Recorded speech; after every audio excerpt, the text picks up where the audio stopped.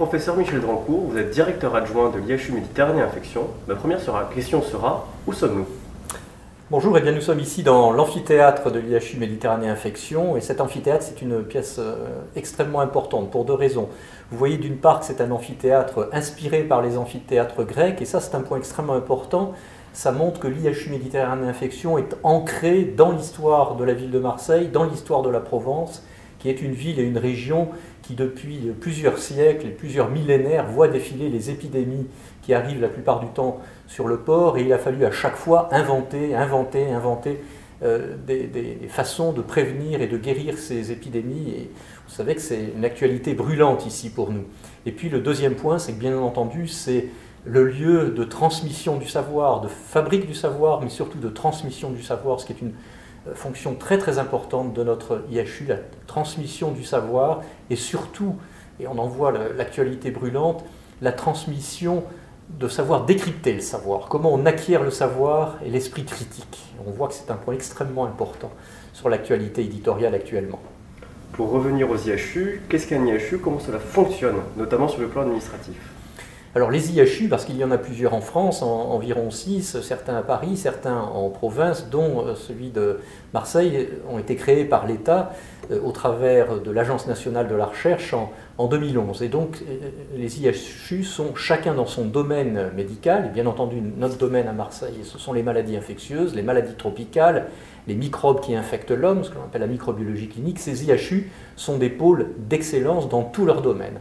Excellence dans le soin, qui est le point clé, ce sont des instruments qui sont tournés vers le patient, vers la prévention pour nous des infections, le diagnostic des infections, le traitement des infections, et nous devons être les meilleurs au monde, et c'est le cas pour les patients qui nous sont confiés. Nous devons être également les meilleurs sur la recherche, les meilleurs sur le diagnostic, et les meilleurs également sur ce qu'on appelle la valorisation, c'est-à-dire transformer le savoir, l'expertise que l'on a acquis au contact des patients en produits qui, dans nos métiers à nous, sont des produits utiles demain pour le diagnostic des infections, éventuellement pour le traitement des infections. Comment cela fonctionne au quotidien? Pouvez-vous décrire le fonctionnement régulier de l'IHU de Marseille?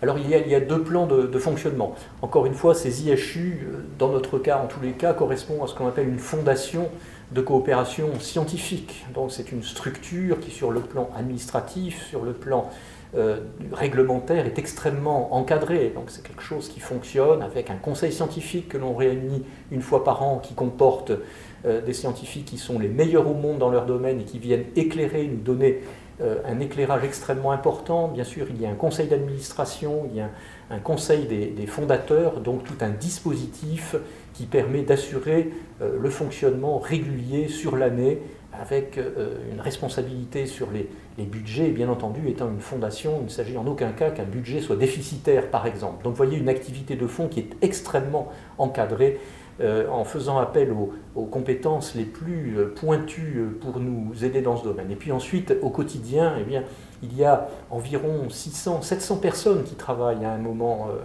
dans l'IHU Méditerranée Infection. Et ces personnes, ce sont des personnes qui assurent le soin, qui assurent le diagnostic au laboratoire, qui assurent la recherche, qui assurent l'enseignement.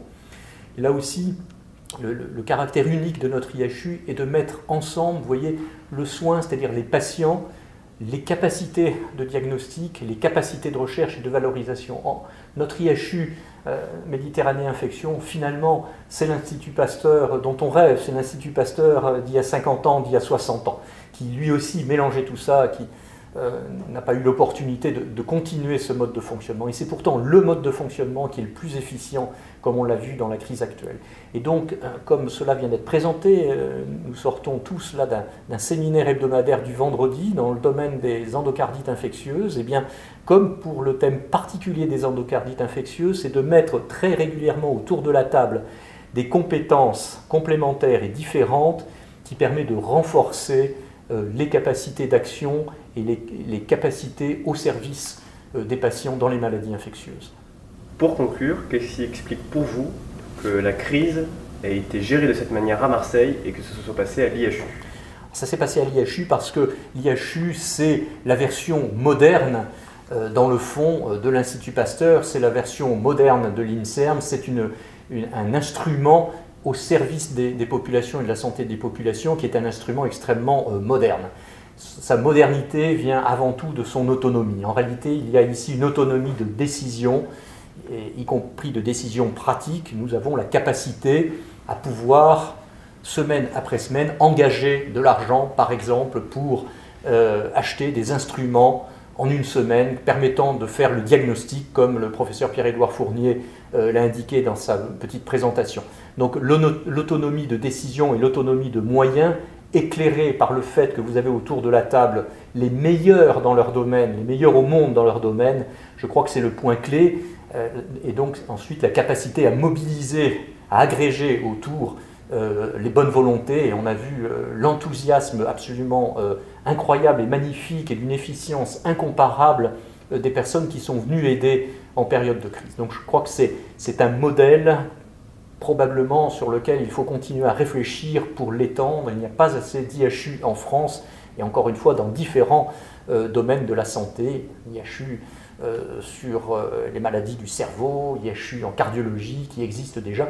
Donc c'est un modèle extrêmement qui a montré en période de crise que nous venons de vivre son efficacité, de la même façon qu'il montrait déjà depuis sa création son efficacité au cours du temps. Donc c'est véritablement un modèle sur lequel probablement il convient de continuer à réfléchir pour l'étendre. Merci beaucoup.